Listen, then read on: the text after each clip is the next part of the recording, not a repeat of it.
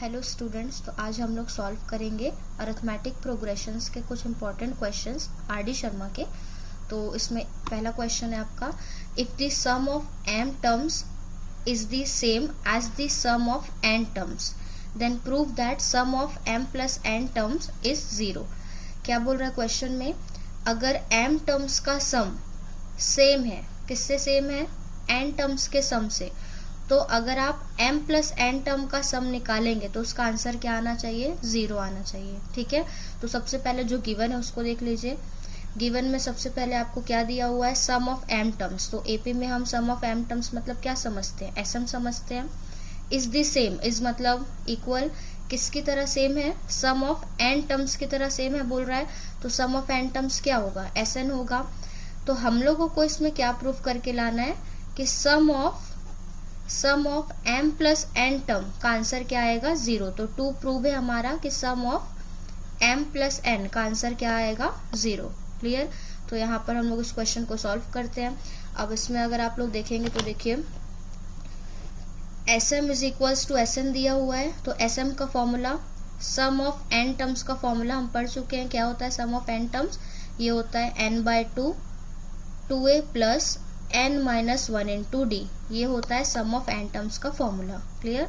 अब यहाँ पर n की जगह पर क्या दिया हुआ है? m टर्म्स दिया हुआ है। तो पुट कर दीजिए s, n की जगह क्या आएगा? m is equals to, n की जगह फिर से क्या आएगा? m आएगा। तो ये हो गया m/2 2 इंटू a मतलब फर्स्ट टर्म होता है, प्लस n की जगह पर क्या दिया हुआ है? m दिया हुआ है। तो m minus 1 into D. Clear? तो ये हो गया आपका किसका आंसर? sm का निकल गया आंसर। इसके बाद इसको इक्वेशन नंबर 1 दे दीजिए।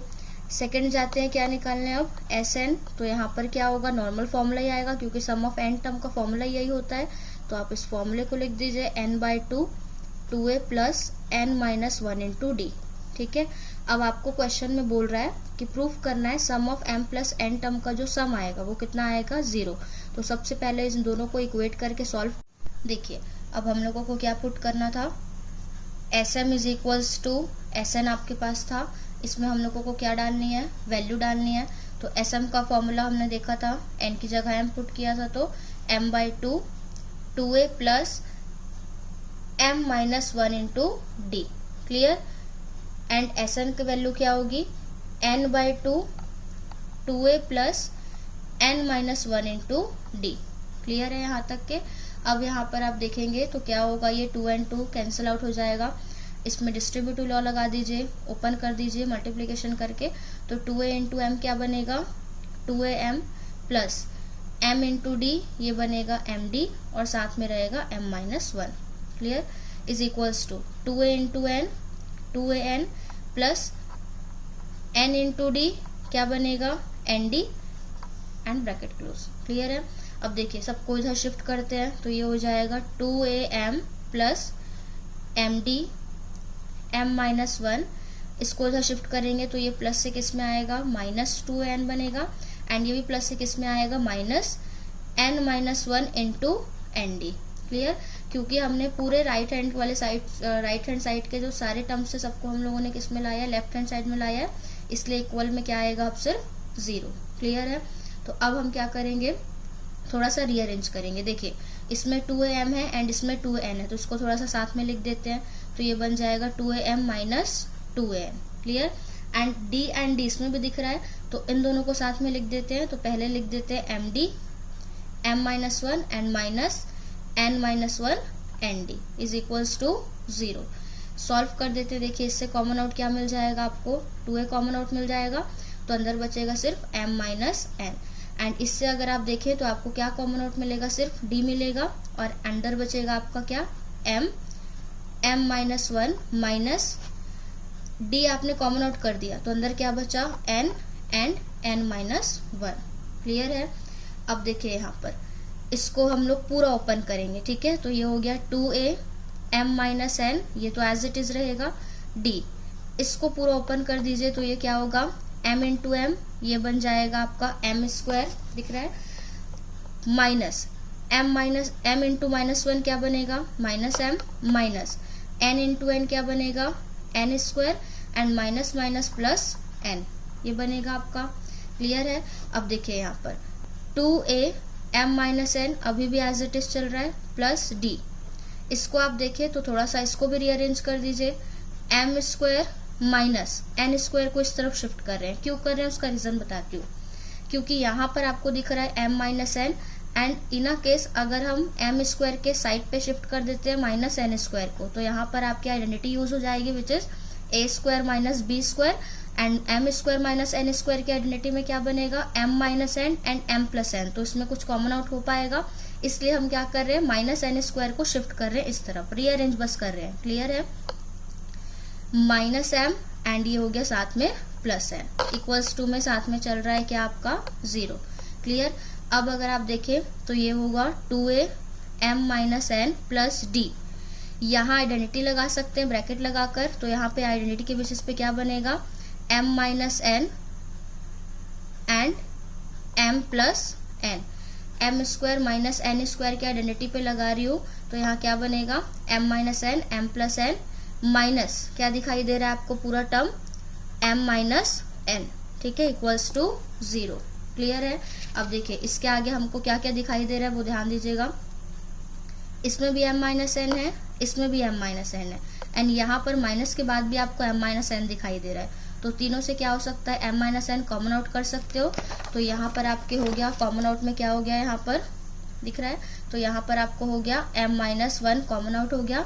एंड अब आपका अंदर क्या बच रहा है उसको देखते जाइए। m minus n common out करें हम लोग तो सिर्फ क्या बचा आपका 2a बचा, तो ये हो गया आपका 2a प्लस। क्लियर।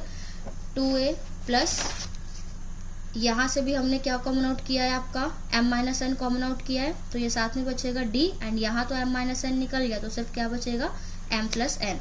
तो ये हो गया d, अंदर बच गया m प्लस एन माइनस यहाँ से आपने m minus n common out कर दिया है, तो माइनस के बाद यहाँ पर सिर्फ क्या बच जाएगा 1 बच जाएगा, एंड साथ में क्या आएगा आपके 0 जो चल रहा था आपके साथ। क्लियर।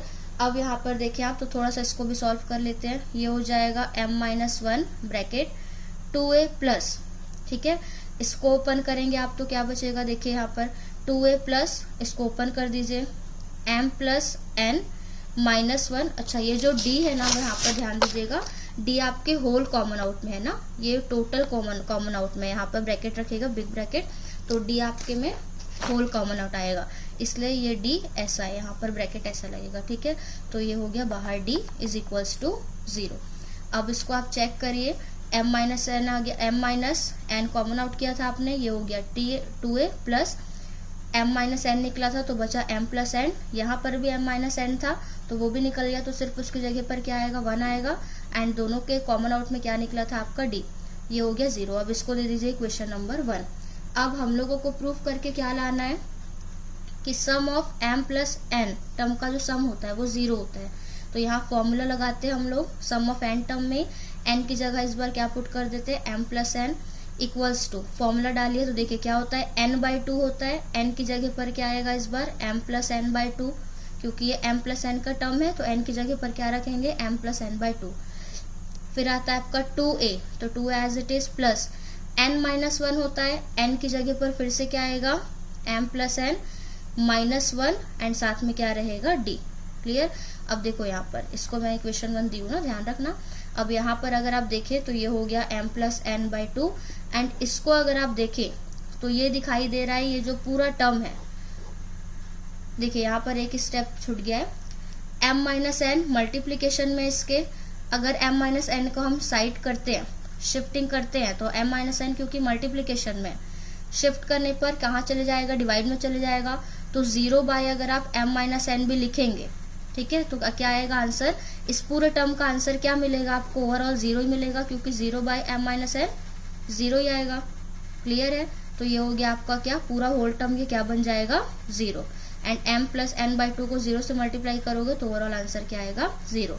यही हमको प्रूफ करना था कि s m प्लस n का आंसर क्या आएगा 0, यही हमारा प्रूफ दैट था। ठीक है, तो ये हो गया हेंस प्रूफ। ठीक है, कहीं भी डाउट होगा तो बताइएगा। ये वाला टर्म बस ध्यान रखिएगा, ये m माइनस एन मल्टीप्लीकेशन में एक स्टेप मुझे आगे और बढ़ाना था, ये कहाँ चले जाएगा डिवाइड में, and 0 by m minus n 0 ही होता है, तो ये जो पूरा टर्म है वो किसके इक्वल आएगा 0 के, एंड फिर इसको इक्वेशन नंबर 1 दे दीजिएगा। फिर सम ऑफ m प्लस n निकालना था, n की जगह पर m प्लस n पुट किया है हमने, और इस पूरे टर्म की वैल्यू हमको क्या दिखाई दे रही है, 0। तो 0 का मल्टीप्लिकेशन किसी भी अल्फाबेट से करोगे, किसी भी नंबर से करोगे तो आंसर क्या मिलेगा, ओवरऑल 0। और हमको यही प्रूफ करके लाना था कि sum of m plus n term क्या आएगा, 0। क्लियर? Thank you.